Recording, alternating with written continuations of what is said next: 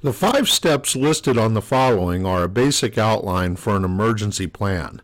The campus security officer can be effective during an emergency by identifying and removing hazards before an emergency even occurs. By using your common sense and initiative, you may prevent damage to property and injury to persons.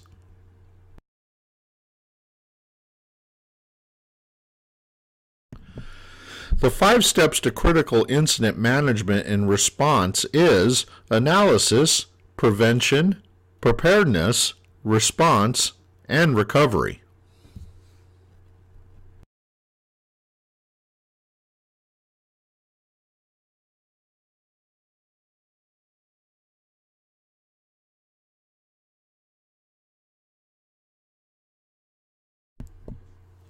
All potential hazardous situations and materials in the district should be identified.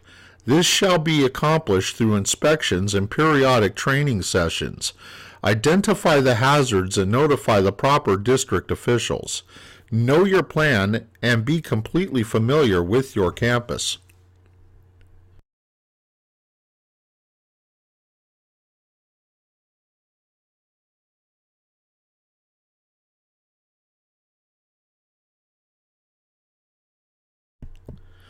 Assess your strengths and weaknesses. What is the culture of your environment? What are your clients and who do you serve? Are you serving children, young adults, or adults? Or is the situation a combination of all three? Will students, staff, and faculty cooperate in critical incident? And what is your physical environment?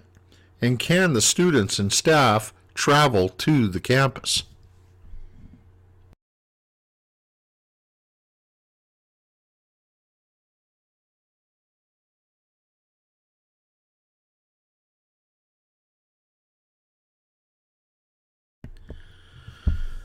What are the environmental hazards? Well, there's train tracks, chemical plants, gas refineries, and power plants, and high-tension towers that could be located in the vicinity of your school that can cause a disaster.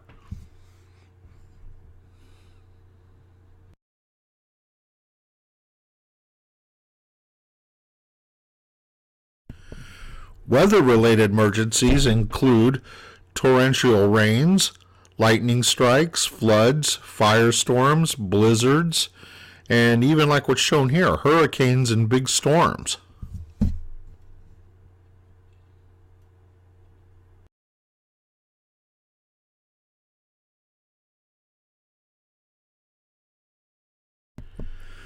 What is near you? You have to be familiar what's around your school campus to be able to figure out if there's any potential hazards from that. Airports, highways, freeways, hills or mountainsides. I mean, if there's rains, you could flood the whole. I mean, there could be a mudslide in the whole area. That just happened up in Ventura County not too long ago, or up along Santa Barbara after the big fires here in 2018, here at the beginning of the year. After the fire, the rains hit, and it caused that whole mudslide area to just cover a whole community, killing dozens of people. Water treatment plants, that's another thing. These are all facilities and stuff that could be hazardous to the school.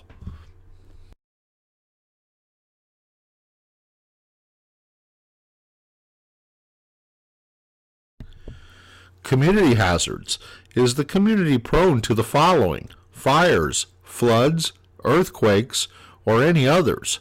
If you live in California, probably fires and earthquakes are up there amongst everything. Floods, not so much. That's mainly like if you live, people that live along the Mississippi and, river type areas where they tend to overflow with high rains and stuff like that. So, I mean, this is stuff that you need to be aware of and have plans for.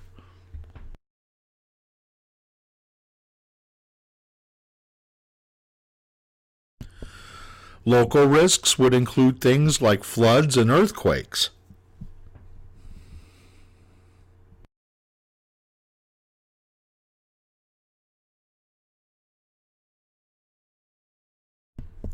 hazardous operations, such as construction sites like pictured below.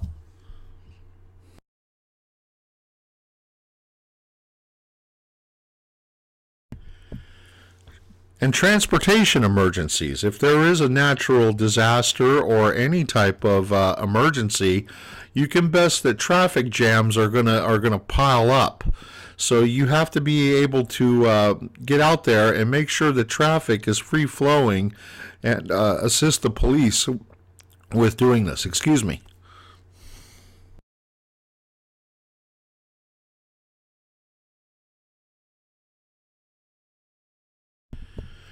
Know your hazardous materials and what's being stored on your site and in your area.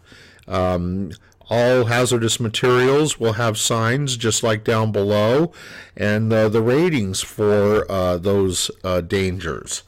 I believe, the higher the number, the less danger it is. The lower it is, the more danger it is. So you can see flammable gas is rated number 2, poison number 6, that's kind of halfway there, and so on and so on and so on. Just get familiar with this. Should be located in your material data safety sheets, otherwise known as MSDS sheets. And it should have everything listed on there that's hazardous or chemical that's being used in your area.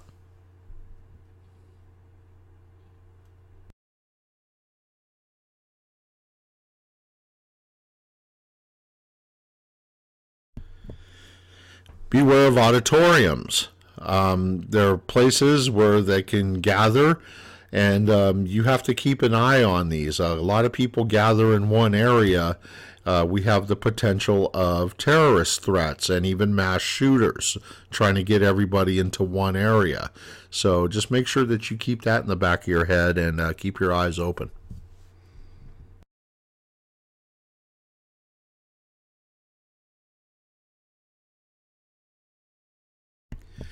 Here's just a basic example of a vulnerability inspection chart. You can just see, you list the type of emergency, the probability of it occurring, the impact that it's going to cause on people and property, and even the learning impact, and internal and external resources.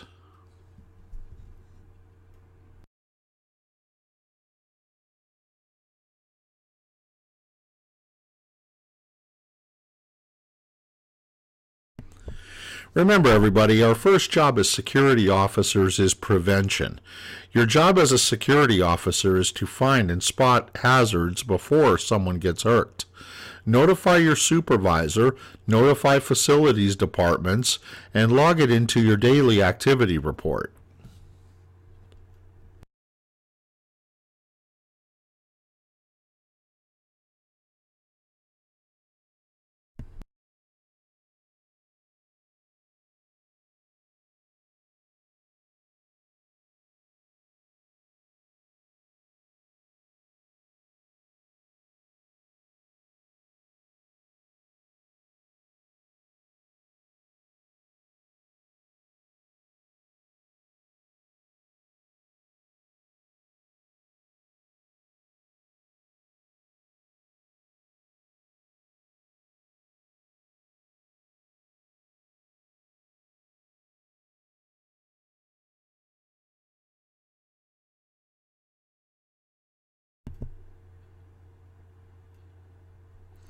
A good emergency plan will, after a thorough analysis, ensure that all facilities are maintained and operated in a manner to minimize the possibility of fire and explosion, environmental contamination due to the release of hazardous materials during an emergency.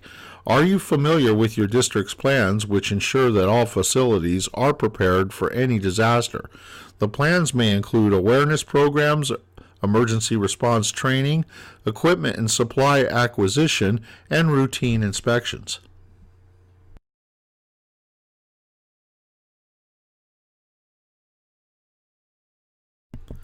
Are you familiar with the location of hazardous materials? And can you understand hazardous material labeling? Can you locate utility shutoffs? And is there a corps of trained personnel to operate an emergency operations center and an emergency response team?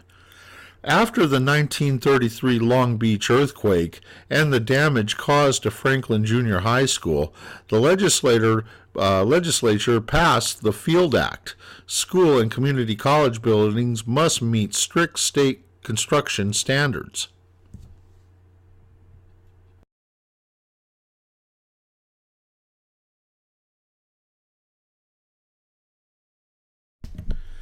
Fire prevention.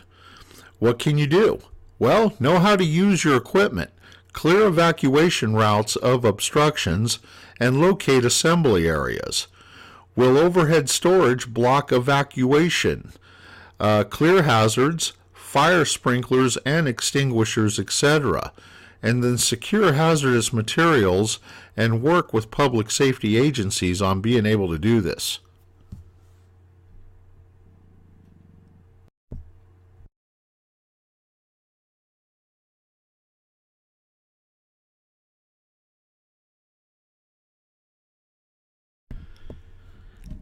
SEMS, otherwise known as Standardized Emergency Management Systems, and NIMS, otherwise known as the National Incident Management System. SEMS has been established to provide an effective response to multi-agencies and multi-jurisdictions emergencies in California by standardizing key elements of the emergency management system. SEMS is intended to facilitate the flow of information within and between levels of the system and facilitate coordination among all responding agencies.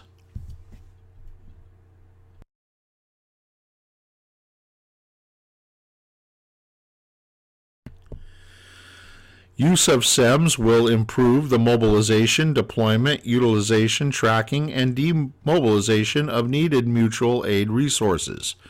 Use of SEMS will reduce the incident of poor coordination and communications and reduce resource, ordering duplication of multi-agency and multi-jurisdiction responses.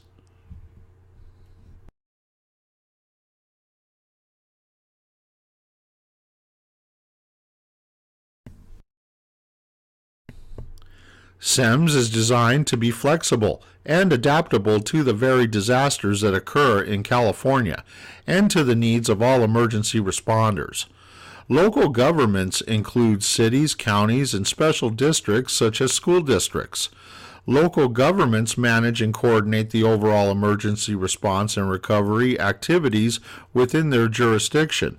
Local governments are required to use SEMS when their emergency operations center is activated or a local emergency is declared or proclaimed in order to be eligible for state funding of response-related personal costs.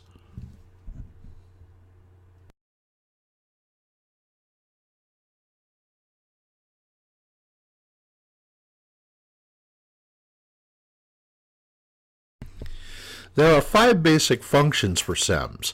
Number 1 is management, responsible for overall policy and coordination. Number 2 is planning and intelligence, responsible for collecting, evaluating, and disseminating information, developing the action plan in coordination with the other functions, and maintaining documentation.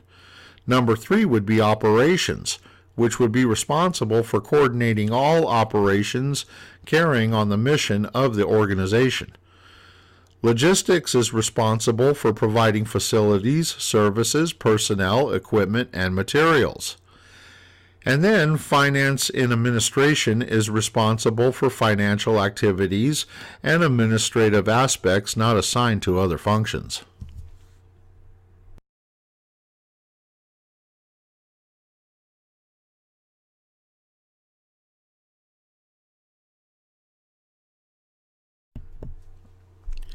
Incident Command System. Command denotes the responsibility for direction and control of all resources employed in the management of the emergency events.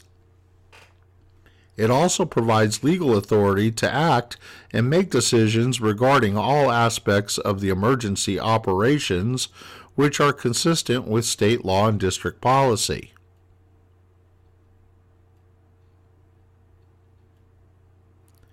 Incident Command System members will report to the EOC during an emergency.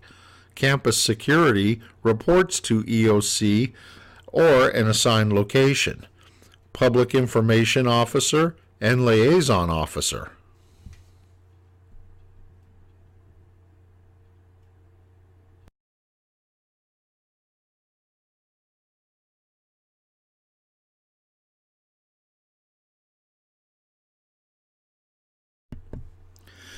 Planning is a proactive function that provides information to the incident commander. All reports regarding damage, injuries, deaths, and the nature and scope of the emergency will be compiled by the planning section.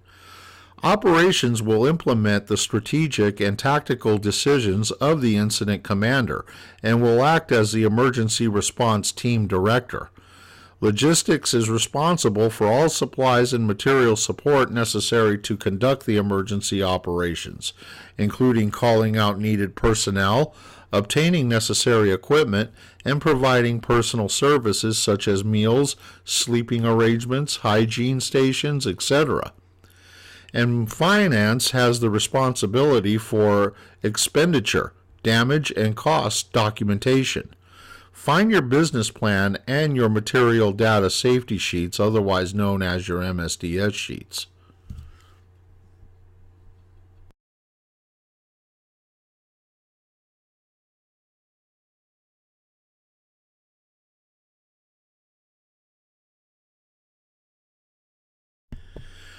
Know where your shutoffs are located for gas and water, electric, and maybe even the sewage. I mean, you want to know where that's at and everything too, and the plumbing. You want to be able to shut off water, gas, and electric.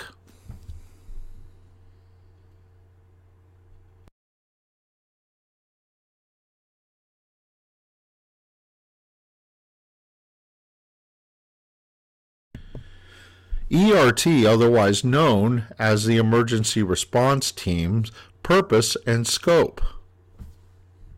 The ERT is put into operation when the President or designated representatives deems that lives or property are in danger. The ERT shall perform emergency management tasks before, during, and after any emergency.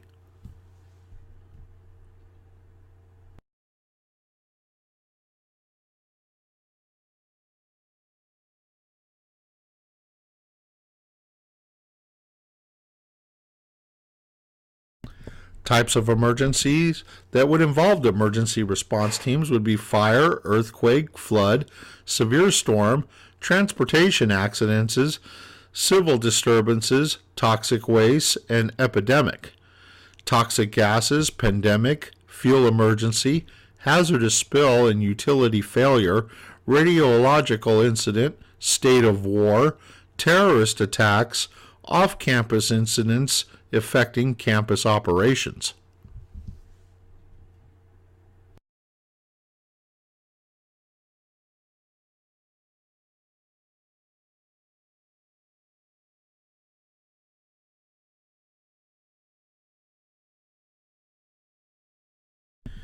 Emergency response teams should be picked out, according to the administration. A lot of these teams have special training in first aid and CPR through the American Red Cross and the American Heart Association. They are also, trained in such things as transporting injured people, also providing food and shelter towards people that are in need. Your emergency response team should be very visible. Like you see the folks here working for CERT. They have green helmets, green vests, and they're pretty easily identifiable. And that's the way it should be for any emergency response team in any designated area.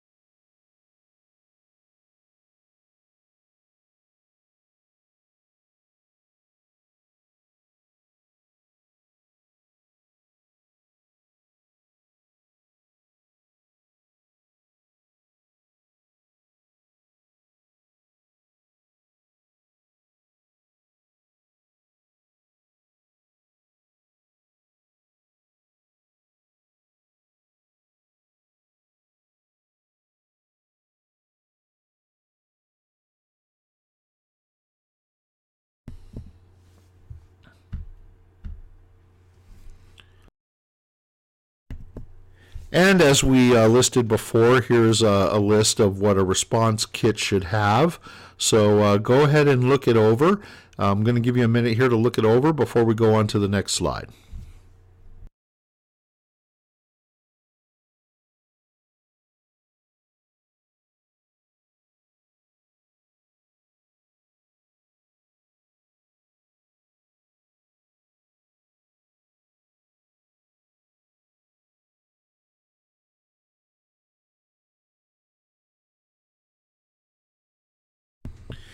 And remember, everybody, practice makes perfect. The only way you get good at these drills is by having the drills.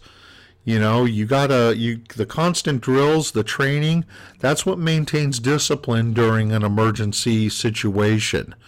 They're there to better your response time, and better training will lead to less panic and more efficiency. So practice, practice, practice, practice. Get out there, drill. We should always be training.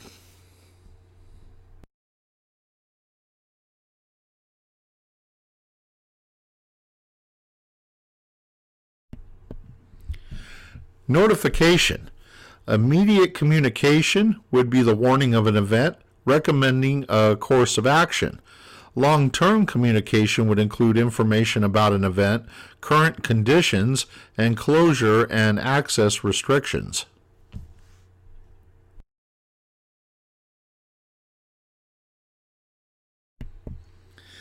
Methods of communication include face-to-face or direct contact by police, fire, EMS, and area safety leaders. Another one is having a runner, a group contact by individuals moving from area to area, conveying information. Using loudspeakers, public address systems used to contact larger areas. Audible alarms, existing fire alarm systems in buildings. Information line, a specific phone number where updates can be obtained. An email, mass messaging to provide information. Flyers, and even web-specific disaster or emergency designated site. Display boards, display signs that provide updates and resources, and of course the media, public relations via local radio and television stations. And I guess nowadays, Facebook and Twitter. Respectfully.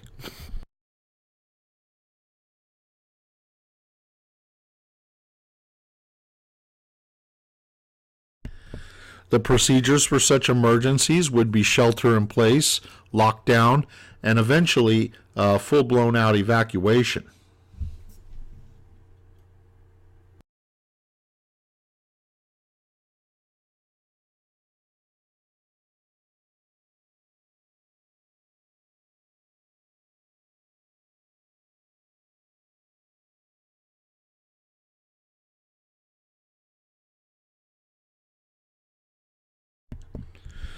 The purpose of shelter in place is to contain person in the school while allowing entry, control and manage students and staff, and to reduce victimization in the case of wildfires, tornadoes, riots, and other types of emergencies.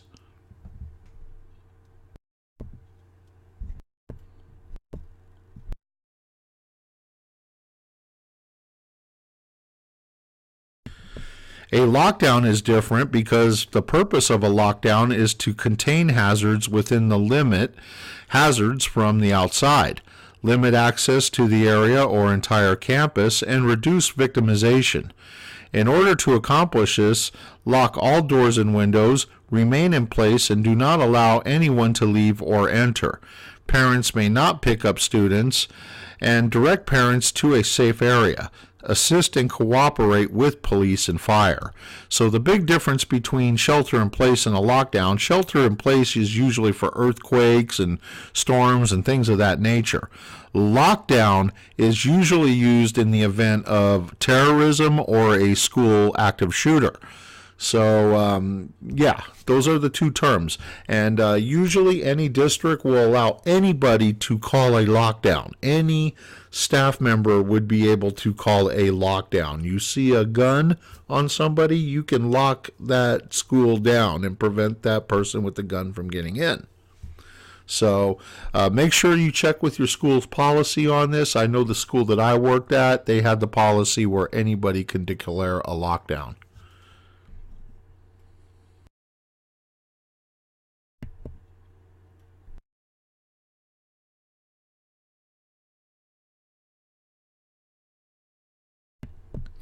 And there was an old military term called KISS, which means keep it simple, stupid.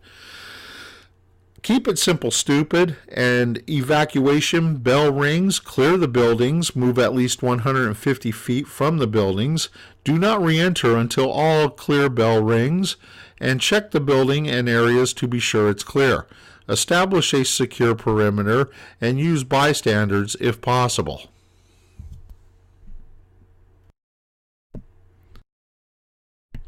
A lot of people tend to overthink these things, and you shouldn't. Just keep it simple. Keep it, very simple and very problem free. The more you complicate a thing, the more that something can go wrong and something will get all jammed up, and that's not what we want.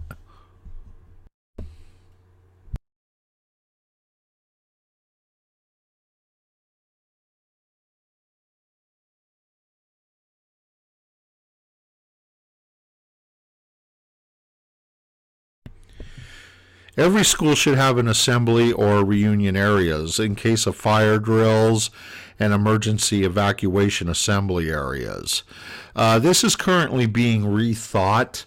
We will redo this course if new information does come up, and we will even possibly email it to you. The reason why this is because of active shooters. Some of them have been really nasty and pull fire alarms in an attempt to get school children in one area. That way they can open fire on them. So this is being redone. It's in the think tank right now. And, keep current on our webpage for any changes in this policy.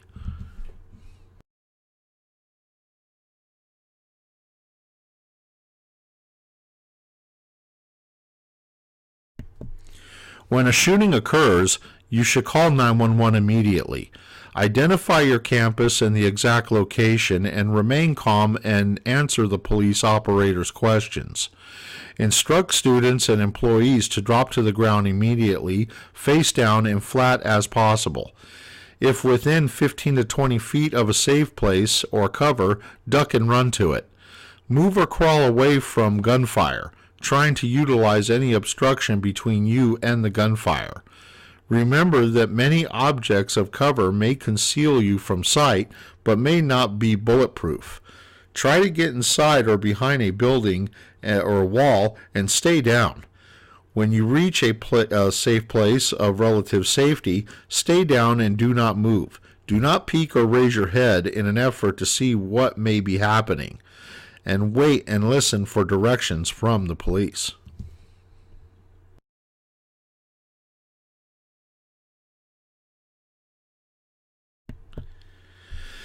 If the suspect is outside your classroom, duck and cover. Keep students inside the classrooms and lock down on the floor. Move behind available cover inside the classroom and close and lock the outside door to the classroom if possible. Close the blinds, turn off the lights, and stay on the floor. Do not peek out of the door or windows to see what may be happening, and report the location of the assailant.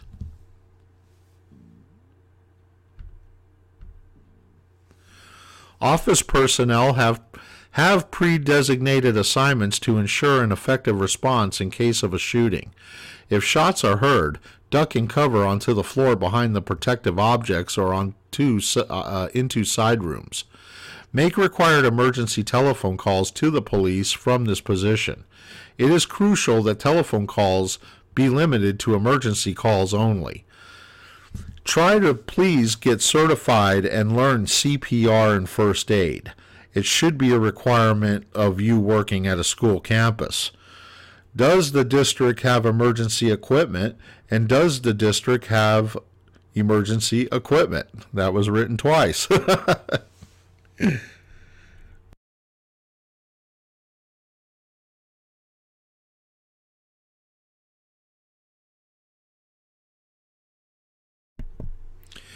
Do you know the location of your campus emergencies operations center or command post? If you don't, you should.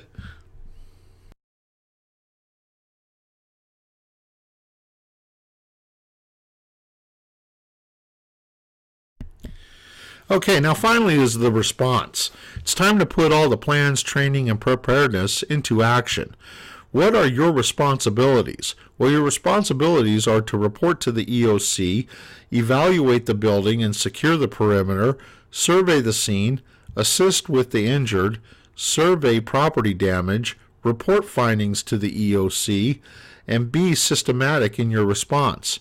Never go alone, and recruit bystanders if possible, and be prepared to be without outside assistance.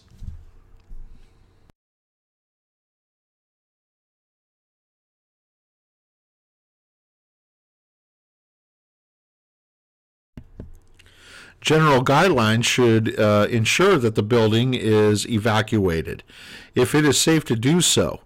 Initiate lockdown procedures if required. Report to the main entrance of the building and establish a secure perimeter. Recruit bystanders if possible and write down times and your actions. And stand by for further directions. Evaluate the condition of your building.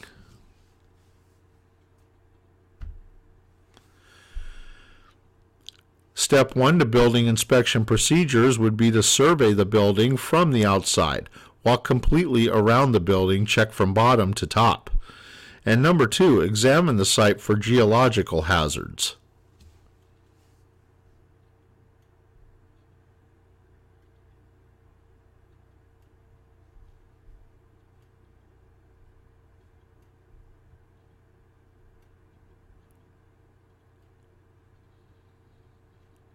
Step 5, inspect for other hazards.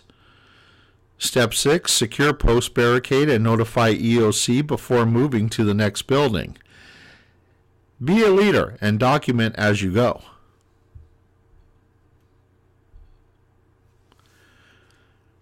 Recovery, building inspection procedures. Step 1, survey the building from the outside and walk completely around the building. Examine the site for geological hazards. Inspect the structural system from the inside the building. Has the lateral or vertical load capacity of the structure decreased significantly? Meaning, are pillars cracked? Do walls look like they're cracked? Does it look like the building might fall down? Inspect for non-structural hazards and inspect for other hazards. Secure the post, barricade, and notify EOC before moving to the next area or building. Assess the damage, structural versus non-structural. Is the building bent, bowed, or leaning? Can the debris be cleaned up, or is it dangerous? How dangerous will it be to remain inside the building, and will aftershocks after an earthquake cause the building to become even more dangerous?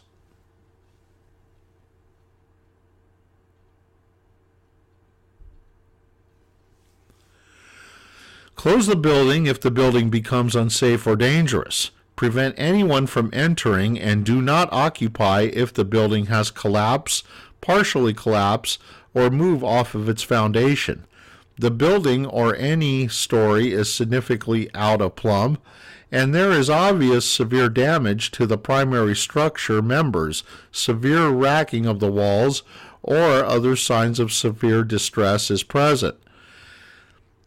There is a large fissures in the ground, massive ground movement or a slope displacement present, which are under or near the building and are a hazard to the building.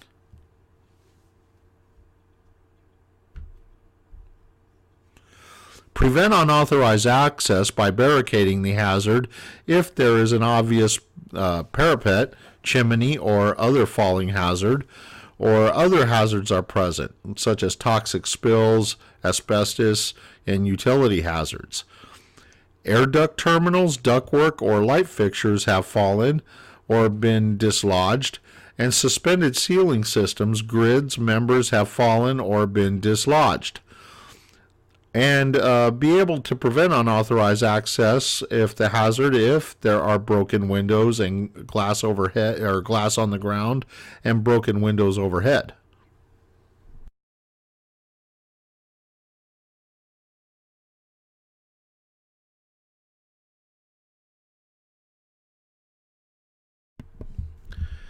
Prevent unauthorized access for severe non-structural damage only, and minor damage such as cracked plaster, minor non-structural damage.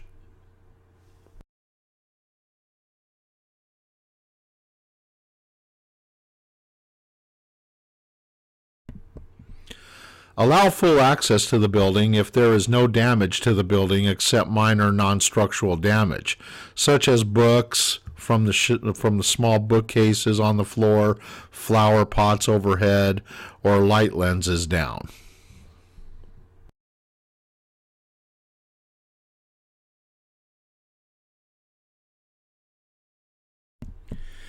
And last, let's take a look at transportation.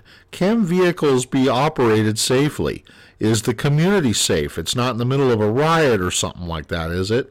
And can students and staff leave the school? Is there floods or riots going on?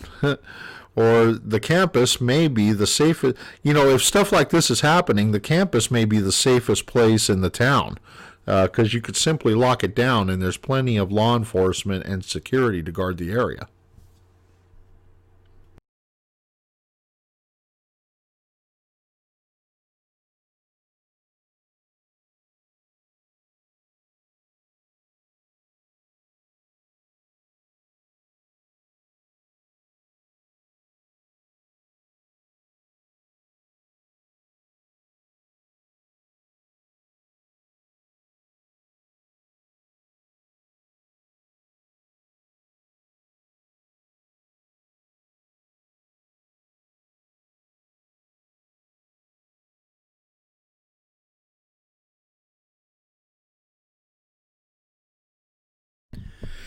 I know it says to click on the link here. Obviously, that's kind of hard to do in a PowerPoint presentation. But you can go to FEMA.gov and it'll give you a list of FEMA information on what to do in natural disasters. I'm going to try to put a link up on the page where you pay for this course in the description. So if you want to, you can go to that after you take the course here and be able to click on a direct link to FEMA under the U.S. Department of Homeland Security.